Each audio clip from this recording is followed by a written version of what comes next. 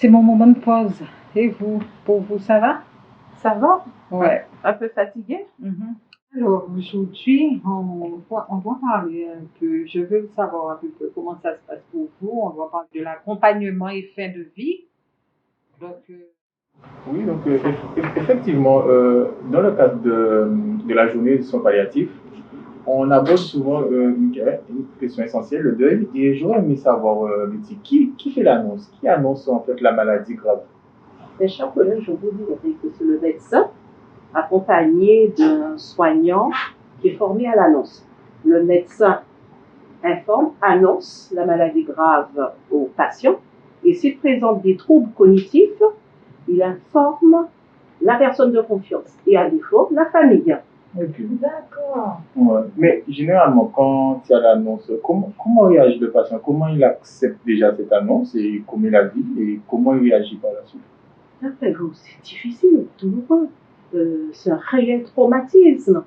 Le temps n'existe pas, l'espace n'existe pas.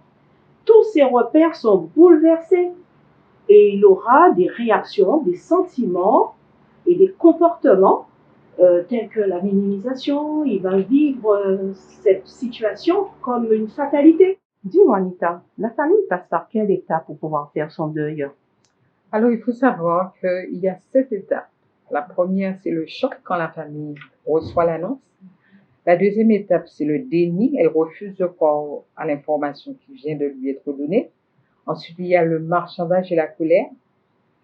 La quatrième étape, c'est la tristesse. La cinquième étape, c'est la résignation, ensuite l'acceptation.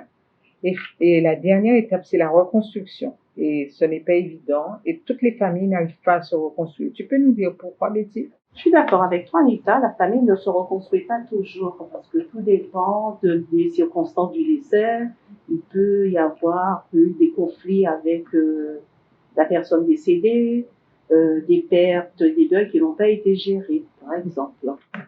Au fait, Bernard, dis-nous, il existe des espaces dans ton service pour parler des deuils? Oui, ben, faut savoir en fait que dans notre service, il existe la psychologue. La psychologue qui est à l'écoute, qui est présente pour la famille justement. Et une fois que cette solution est proposée à la famille, ok, la famille peut prendre rendez-vous et consulter le psychologue qui va aider la famille à traverser ce moment difficile.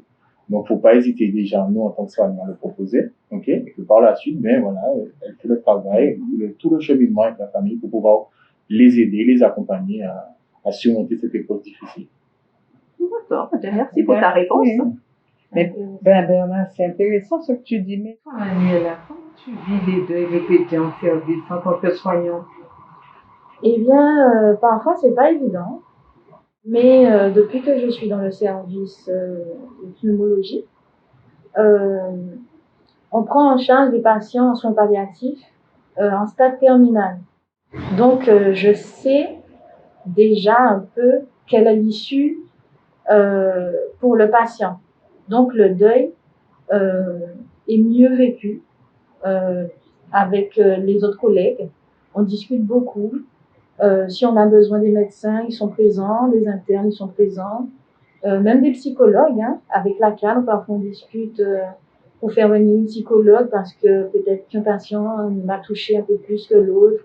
Mais avec les mécanismes de défense que je mets en place, hein, comme la distanciation professionnelle-patient, ben, ça aide à pouvoir surmonter tous ces deuils. Mais comme ce sont des deuils, des décès attendus, donc je peux dire que c'est un peu mieux vécu qu'un décès brutal auquel on s'attend.